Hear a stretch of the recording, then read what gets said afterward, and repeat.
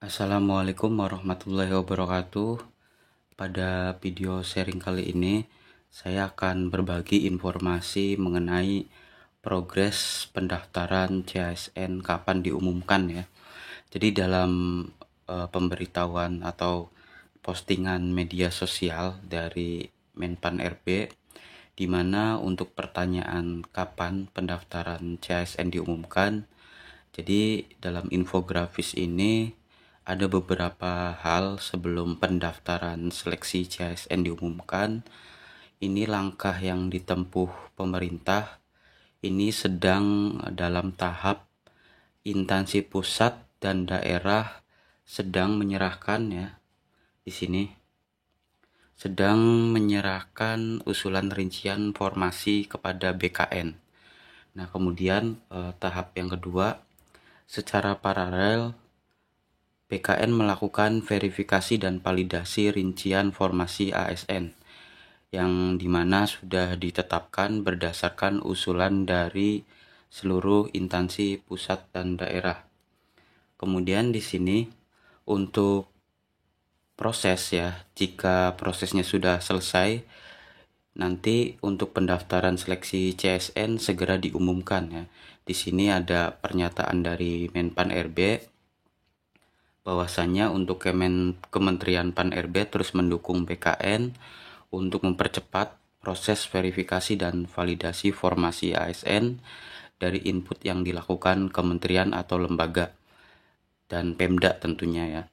Kami harap dan Pemda yang belum merampungkan input rincian untuk segera menyelesaikan agar pendaftaran CASN segera dibuka karena sudah ditunggu-tunggu publik. Jadi progresnya ini sedang dalam 2 tahap yang tadi saya jelaskan. Ketika sudah memenuhi 2 tahap ini, nanti sepenuhnya akan dibuka ya pendaftaran CASN. Kemudian ada juga yang formasi yang sudah mendaftarkan di BKN dan ini sudah diverifikasi ya. Tapi memang untuk yang sekarang ini belum sepenuhnya muncul ya, baru hanya beberapa daerah gitu.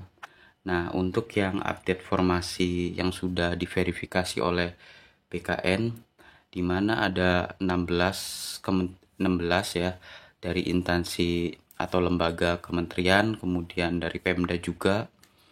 Di sini ada beberapa yang terlihat.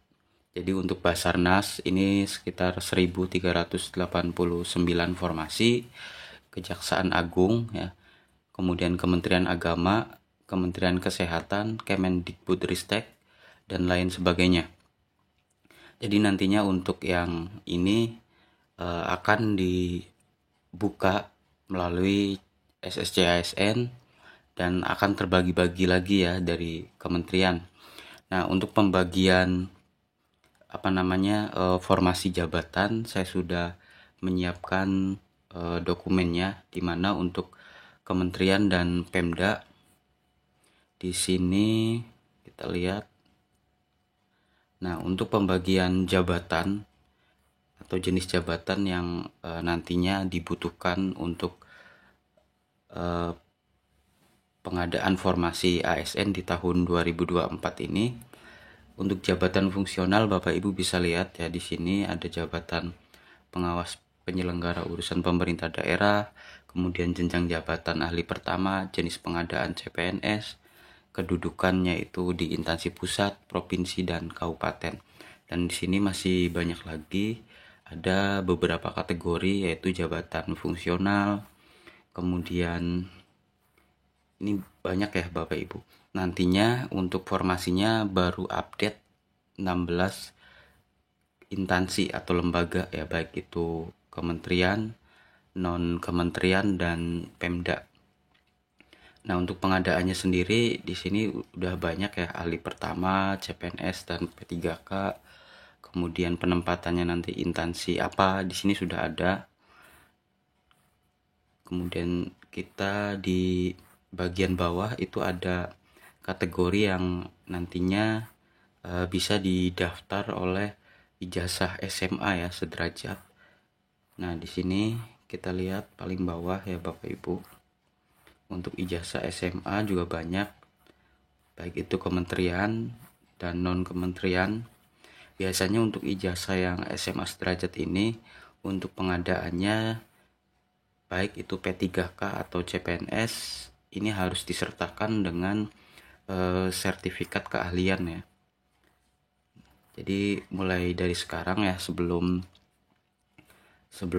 pendaftaran dibuka, Bapak Ibu diharapkan untuk yang khususnya ijazah SMA gitu ya, menyiapkan administrasinya gitu. Nah, di sini Bapak Ibu bisa lihat untuk klasifikasinya ada jabatan pelaksana ya. Ini nama jabatan sebelah kiri, dan di tengahnya pengadaan, kemudian kedudukan juga. Ini nanti terbagi lagi, ada instansi pusat, instansi daerah juga, karena di tiap-tiap kementerian tidak semuanya ditempatkan di pusat, namun ada instansi pembina ya, seperti BNN gitu, kemudian Kementerian Keuangan. Ini di instansi daerah pun atau di daerah pun ada gitu ya. Itu namanya instansi pembina. Nah, kemudian kita ke bawah ya. Ini CPNS juga, P3K, kemudian ini klasifikasi operator ya. Klasifikasi operator ini kemungkinan ya ini akan ijazah SMA gitu ya. Ijazah SMA di sini Bapak Ibu bisa lihat jenis pengadaannya, kemudian kedudukannya dan nama jabatan. Terus yang paling bawah ini kebanyakan CPNS ya, untuk untuk klasifikasi operator gitu. Dan kebanyakan instansi pemerintah untuk yang kementerian. Namun nantinya bisa jadi Bapak Ibu ini ditempatkan di daerah, karena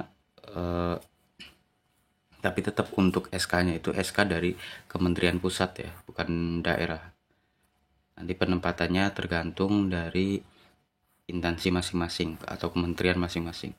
Nah, Kementerian Perhubungan juga banyak di sini Bapak Ibu. Untuk klasifikasi teknisi juga. Nah, ini biasanya untuk yang memiliki sertifikat keahlian ya. Mulai dari